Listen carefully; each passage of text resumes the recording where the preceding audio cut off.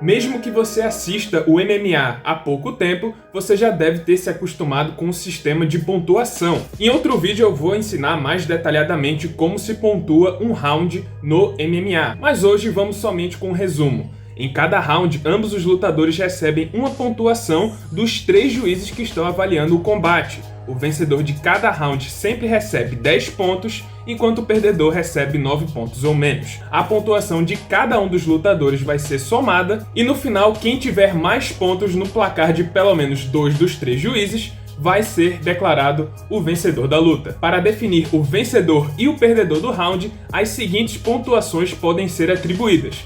10-9, que é quando um lutador vence o round sem muita discrepância, vence normal, e tem também o 10-8, que é quando o lutador apresenta um claro domínio sobre o seu adversário naquele round. Isso sem falar, claro, da pontuação 10-10, que é quando um juiz vê que o round empatou, mas essa pontuação é muito rara de acontecer. Porém, existe uma outra pontuação que é ainda mais rara do que um round empatado. Na verdade, essa pontuação é tão rara que muitos nem sequer consideram que ela existe. E eu tô falando, claro, da pontuação 10-7, que segundo as regras unificadas de 2017, só deve ser aplicada quando um lutador consegue um domínio total de seu oponente e consegue chegar muito perto de finalizar o combate. Ou seja, o round 10-7 só deve ser aplicado em caso de massacre. Só que por mais que muitos digam que o round 10-7 não existe, eu vim aqui provar que sim, o round 10-7 existe, e aqui eu vou mostrar as 5 vezes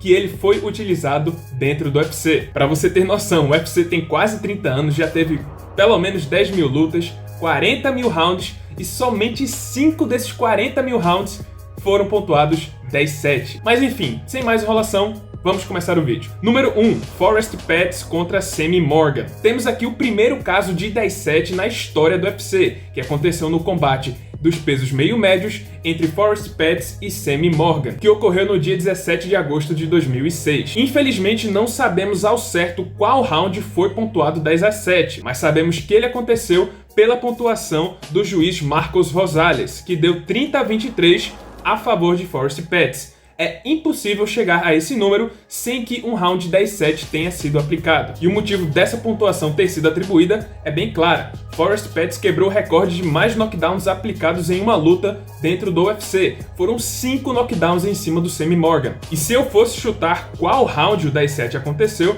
eu diria que foi o primeiro, pois Pettis aplicou 2 knockdowns e quase finalizou a luta, mas Morgan foi salvo pelo gongo. Número 2, Ricky Glenn contra Gavin Tucker. 11 anos depois da vitória de Forrest Pettis, tivemos novamente um round 10-7. Em setembro de 2017, Gavin Tucker e Ricky Glenn se enfrentaram no UFC 215. Glenn se mostrou o lutador superior, dominando boa parte dos 2 primeiros rounds, mas o massacre realmente aconteceu na terceira e última etapa do confronto. Gavin Tucker passou mais da metade do round sendo duramente castigado no solo por Ricky Glenn, em uma clara demonstração do que realmente é um round 10-7. Segundo as estatísticas do UFC, Ricky Glenn conectou um total de 109 golpes no terceiro round contra apenas 7 de Gavin Tucker. Pela péssima atuação do árbitro, que deveria ter interrompido o combate muito antes, Tucker conseguiu sobreviver ao massacre e chegou até o soar do gongo. Mas a surra foi tão chocante que o juiz Sal D'Amato aplicou a pontuação 10-7 em favor de Ricky Glenn,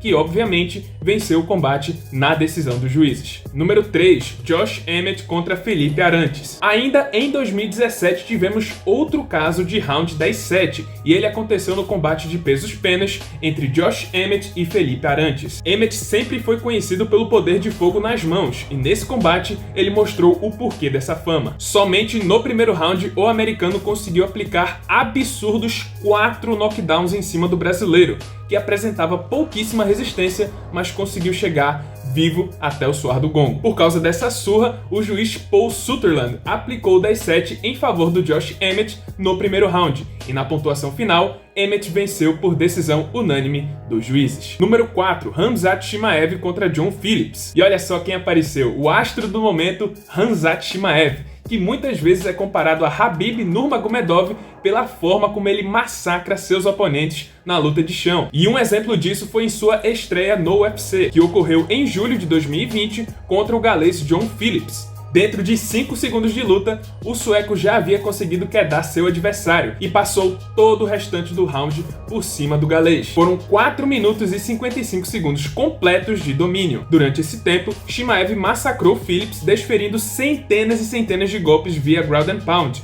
Foram 118 golpes conectados do sueco contra apenas 2 do galês, que de alguma forma conseguiu sobreviver até o soar do gongo. Só que no round seguinte, Chimaev conseguiu aplicar uma finalização, um Darkstroke, e venceu o combate. Só que a pontuação do juiz Mark Collette foi registrada no site do UFC, e lá podemos ver que ele pontuou o primeiro round 10-7 a favor do Khamzat Chimaev. Número 5, Glover Teixeira contra Anthony Smith. Esse caso eu resolvi deixar por último, pois ele é um tanto estranho. O combate entre Glover Teixeira e Anthony Smith, que aconteceu no dia 13 de maio de 2020, foi marcado pelo amplo domínio do brasileiro durante boa parte dos 5 rounds. Glover massacrou o americano com um duro jogo de solo, até que conseguiu um nocaute técnico no 5º e último round.